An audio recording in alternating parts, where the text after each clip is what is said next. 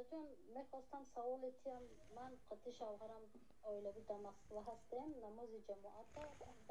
نماز تراویح جماعت در خانه میخونه شوهر من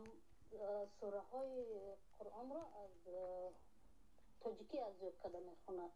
اما خودم قرآن خونده میتونم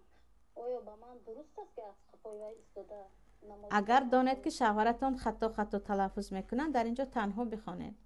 اگر دانید که شوهرتان خطا تلفظ میکنن در این وقت تنها بخوانید.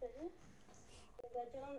سوالی من همی که خواهر نمی یک ساعت پیش زنگ زدن و گفتن که استازتان همین سوالا پرسین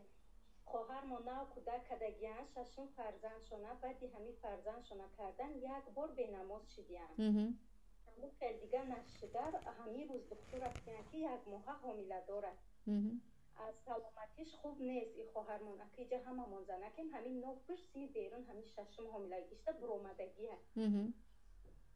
زایدن ممکنش نیست امرا گفت که خیلی کنم از من نمیپرسن این را نگارم من در این مسئله رفته ابورت کنم نمیگم از من این گونه سوال ها نمیشود خواهر در مسئله ابورت جواب من پیشتر بود تا آخر میموند